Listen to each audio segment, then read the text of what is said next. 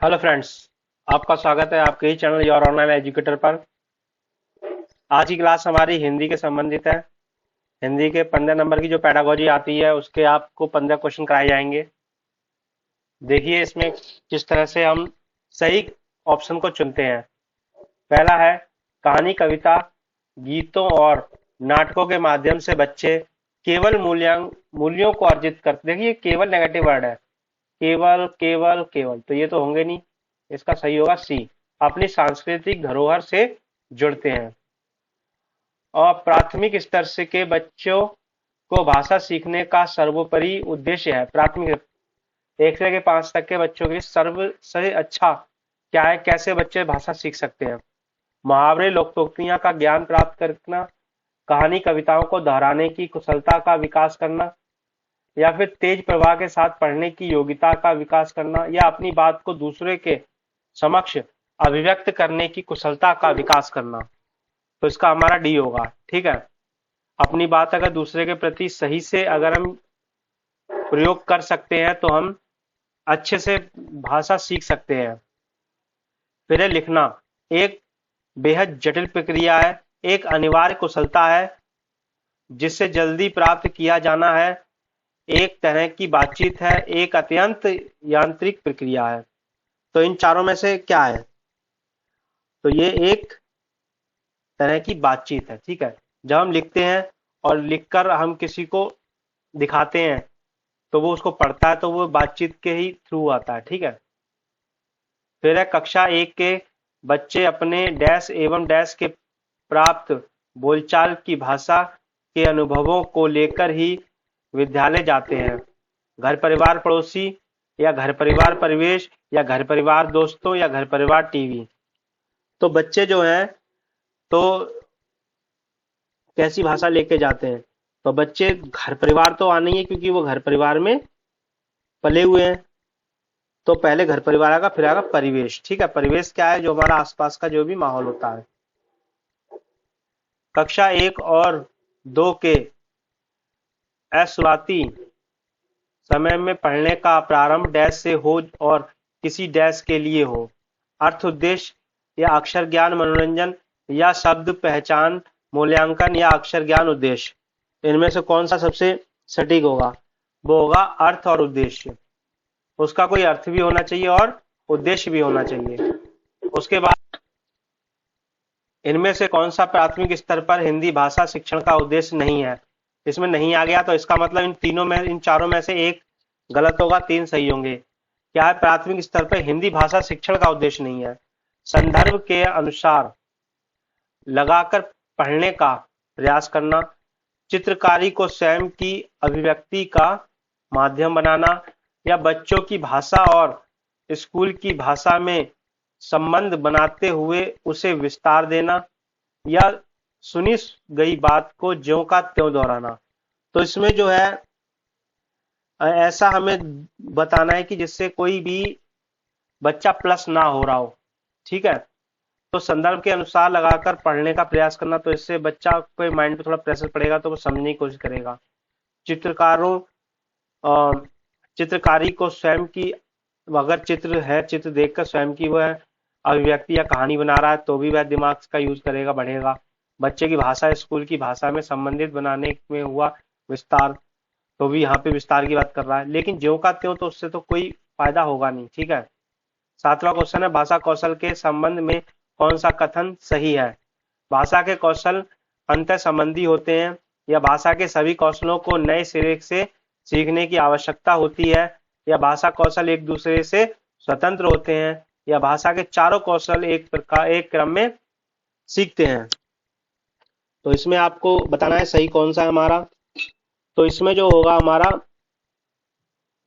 वो होगा भाषा के कौशल अंतर संबंधी होते हैं, ये एक दूसरे के साथ ही सीखे जाते हैं। फिर है भाषा डैश और डैश का एक उत्तम साधन है।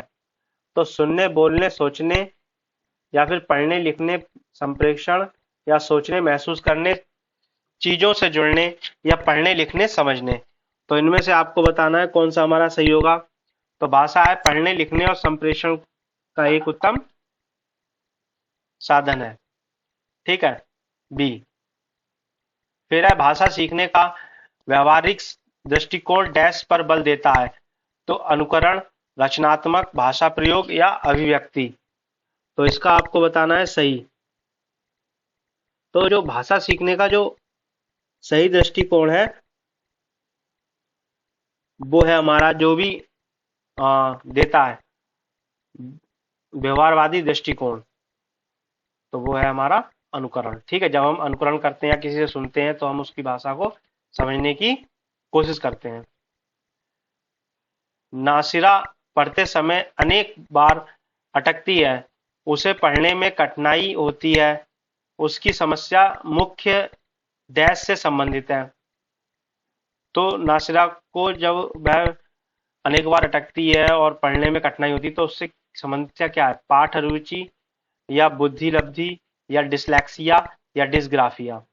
आपको बताया था मैंने कि पढ़ने के संबंधी लेक्चर देगी तो लेक्सिया होगा। ठीक है, लेक्चर देगी तो लेक्सिया होगा, सी। ठीक है, 11वां है वाइगोत्स्की के विचारों पर आधारित कक्षा में डैश पर सबसे अधिक बल दिया जाता है। किस पर? कविता दोहरानी या कहानी सुनने या कार्यपत्रकों या परस्पर अंतःक्रिया। तो इसका जो सबसे सटीक आंसर होगा वह होगा परस्पर अंतःक्रिया। ठीक है, कविता दोहराने से कुछ नहीं होगा, कहानी सुनने से भी कुछ नहीं होगा और कार्य पत्रिकाओं से भी कुछ नहीं होने वाला। हमारी कक्षाओं में बच्चे भिन्न भिन्न भाषिक पृष्ठभूमि से आते हैं, अतः जो हमारी कक्षा में अलग अलग पृष्ठभूमि से बच्चे आते हैं तो उनकी भाषाओं को भी कक्षा में सम्मान देना अनिवार्य है। उनकी भाषाओं को सीखना सभी शिक्षार्थियों के लिए अनिवार्य है। या भाषा की पाठ्य पुस्तक में उनकी सभी भाषाओं के बाद वाक्य होना अनिवार्य है, या उनकी सभी भाषाओं को जानकारी शिक्षक के लिए अनिवार्य है। तो इसमें जो है वो है हमारा पहला, उनकी भाषाओं को भी कक्षा में सम्मान देना अनिवार्य है। ठीक है, सम्मान देना, ये नहीं कि कोई किसी भाषा में बोल रहा उसे डांट दो, ये कैसे बोल रहे हो तुम, तो उससे वो बोलना बंद कर देगा क्लास में और शांत हो जाएगा। समझ रहे हो बात को? वो शर्म के कारण, डर के कारण कोई भी हो, कहने का मतलब यह है कि आप उसको इस तरह से नहीं कह सकते हैं। इनमें से प्राथमिक स्तर पर भाषा आकलन का सर्वाधिक उचित तरीका कौन सा है? प्राथमिक स्तर पर किसी पाठ की जांच, वो किसी पाठ की 5 पंक्तियां पढ़वाना, यहाँ पढ़वाना होगा, ठीक है, पढ़वाना नहीं। बच्चों को चित्र वर्णन और प्रश्न पूछने के अवसर देना, बच्चों से पत्र लिखवाना, बच्चों से प्रश्नों के उत्तर लिखवाना। सबसे बढ़िया है भैया बी, चित्र वर्णन, चित्र दिखाओ और बच्चों से पूछो, इससे आप कोई कहानी बताओ या फिर चित्र देख के आपको क्या लगता है इस चित्र में क्या हो रहा है, या प्रश्न पूछने के अवसर देना।